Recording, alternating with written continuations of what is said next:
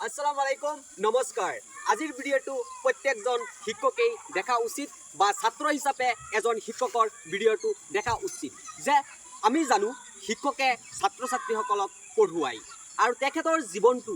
কেনেকুৱা বা শিক্ষকৰ পেছাটো কেনেকুৱা সেই সম্পৰ্কে আলোচনা কৰিম এজন বিশিষ্ট শিক্ষকৰ সৈতে শিক্ষকজন মোৰ ওচৰতে আছে তেখেতৰ নাম মইনুল হক চৌধুৰী পোনপ্ৰথমে আপোনাক স্বাগতম জনাইছোঁ যেহেতু আপুনি এজন শিক্ষকৰ জীৱনটো কেনেকুৱা বা শিক্ষকৰ পেছাটো কেনেকুৱা কি ক'ব আপুনি এই সম্পৰ্কে হয়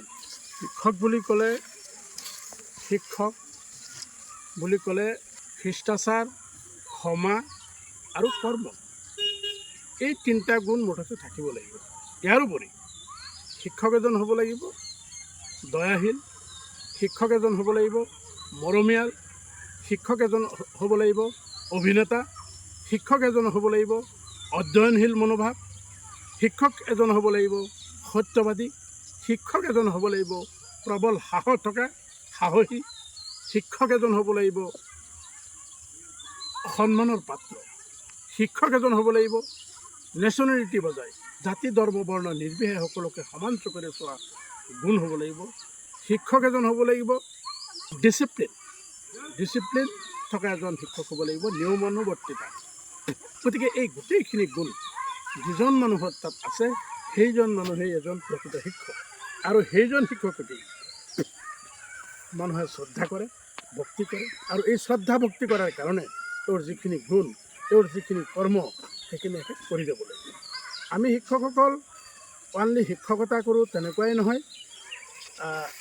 আমি নিৰ্দিষ্ট এটা সময়ৰ ভিতৰত আমি ল'ৰা ছোৱালীক আমি পাঠদান দিওঁ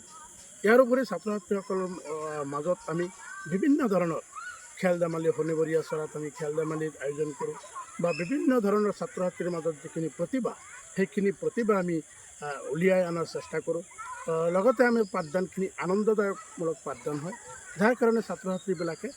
পঢ়ি বা শিকি আনন্দ পায় আপোনালোকৰ এই শিক্ষকতা জীৱন এইটো কষ্টকৰ নে সুখদায়ক কি ক'ব আমাৰ শিক্ষকতাৰ জীৱনটো সুখদায়ক বুলি ক'ব নোৱাৰি বহুত কষ্টদায়ক সেইকাৰণেই কৈছোঁ যে আজিৰ শিক্ষকসকলৰ আজৰি নাই যিখিনি টাইমত আমি বিদ্যালয়ত থাকিব লগা হয় কম টিচাৰ ষ্টুডেণ্ট বেছি গতিকে সেই কম টিচাৰে ষ্টুডেণ্টসকলক সাঙুৰি প্ৰতিটো বিষয়ৰ ওপৰত অতি কষ্টৰে পাঠদান দিব লগা হয় কিন্তু আমাৰ যিখিনি নিৰ্দিষ্ট সময় সেই নিৰ্দিষ্ট সময়খিনি পাৰ হৈ যোৱাৰ পিছত আমি যে বহি থাকোঁ তেনেকুৱা নহয় কাৰণ আমাৰ লিমিটেড দৰমহা সেই দৰমহাৰে আমাৰ যিখিনি হাউচ লোন লোৱা হয় বা কিবা বাইক চাইক লোন লোৱা হয় সেইখিনি ষ্টল মাৰুতি আদাখিনি গুচি যায় বাকী ল'ৰা ছোৱালীক যে নিজৰ ল'ৰা ছোৱালীক যে পঢ়ুৱাব তেনেকুৱা মানে খুব পইচাৰে নাথাকে যাৰ কাৰণে বহুত কষ্ট হয় সেইকাৰণে আমাৰ শিক্ষকসকলে কি কৰে সৰু সুৰা কিবা বাহিৰা বিজনেছ বা ধৰি লওক এই মোৰ নিচিনা তেনেকুৱা খেতি বাতি কৰিবলৈ মানে বাধ্য হয় ধৰক আপোনাৰ এইটো ব্যক্তিগত জীৱনৰ কথা কৈছে ছাত্ৰ ছাত্ৰীক যে পঢ়ুৱাই তাতে সুখ পায়নে নাই ছাত্ৰ ছাত্ৰীসকলক পঢ়ুৱাই আমি বহুত আনন্দ পাওঁ আৰু সেইটো যিটো আনন্দ বা যি মানে আমেজ পোৱা যায় সেই আমেজটোৰ কাৰণেই শিক্ষকসকলে একচুৱেলি নিয়মিতভাৱে পাঠদান দিয়ে এইটো মানে যিটো ব্যক্তিগত জীৱনৰ সুখ এইটো পাহৰি যায় ছাত্ৰ ছাত্ৰীক যেতিয়া পঢ়ুৱাই হয় যেতিয়া পঢ়োৱা তেতিয়া আমি আমাৰ নিজৰ পৰিয়াল বা আমাৰ নিজৰ যিটো হেৰি গোটেইখিনি আমি পাহৰি যাওঁ অনলি ছাত্ৰ ছাত্ৰীৰ মাজত আমি বিজি থাকোঁ আনন্দদায়ক পাঠদানৰ মাধ্যমত এটা কথা ক'বই লাগিব বিশ্বৰ ভিতৰত যদি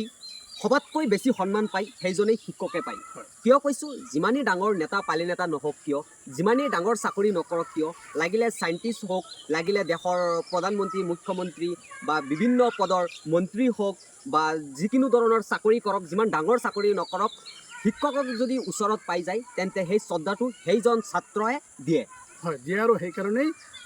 ভাল লাগে যথেষ্ট ভাল লাগে যে আমি পঢ়োৱা ছাত্ৰ ছাত্ৰীসকল আজি ডক্টৰ হৈছে ইঞ্জিনিয়াৰ হৈছে বা ডাঙৰ নেতা হৈছে এই লোক যেতিয়া আমাৰ ওচৰত আহে বা ছাৰ বুলি সম্বোধন কৰি যেতিয়া ভাল বেয়া সোধে তেতিয়া বহুত ভাল লাগে তেতিয়া নিজকে অকণমান গৌৰৱ অনুভৱ কৰা হয় এটা কথা ক'ব লাগিব আপুনি শনিবাৰীয়া চৰাত বিভিন্ন অংগী ভংগীমাৰে আপুনি ছাত্ৰ ছাত্ৰীসকলক পাঠদান দিয়ে প্ৰায় আমি ছ'চিয়েল মিডিয়াতে পাই থাকোঁ বা নিউজ চেনেলত পাই থাকোঁ কেনে লাগে আপোনাৰ সেইটো কৰি বহুত ভাল লাগে আৰু সেইখিনি কাম কৰাৰ কাৰণেই এক্সট্ৰাকৈ আমি অধ্যয়নশীল মনোভাৱ আমি গঢ়ি তুলিব লাগে বিভিন্ন বাহিৰা কিতাপ আছে সেইবিলাক কিতাপ আমি ষ্টাডি কৰোঁ ষ্টাডি কৰি পাঠ্যক্ৰমৰ বাহিৰত আমি যিখিনি নলেজ যিখিনি জ্ঞান ল'ৰা ছোৱালী ঢুকি নাপায় সেইখিনি আমি দিবলৈ চেষ্টা কৰোঁ। আপোনাক ধন্যবাদ জনাইছোঁ, আপুনি ইমান ব্যস্ততাৰ মাজত সময় দিয়াৰ কাৰণে। আপোনাৰ লগতে সকলো শিক্ষকসকলক মই এই শ্ৰদ্ধা আৰু ভক্তি জনাইছোঁ। আপোনালোকে মানৱ সম্পদ গঢ় দি আছে। আমাৰ দেশ উন্নয়নৰ গুৰি ধৰোঁতা বুলি আপোনালোকক ক'ব লাগিব যে আপোনালোকে ছাত্ৰ ছাত্ৰীসকলক পঢ়ুৱাই মানৱ সম্পদ হিচাপে গঢ় দিয়ে। আপোনাকো ধন্যবাদ জনাইছোঁ, প্ৰত্যেকজন শিক্ষকক ধন্যবাদ জনাইছোঁ। পুনৰ আপোনাক লগ পাম। ধন্যবাদ। জয় আই অসম।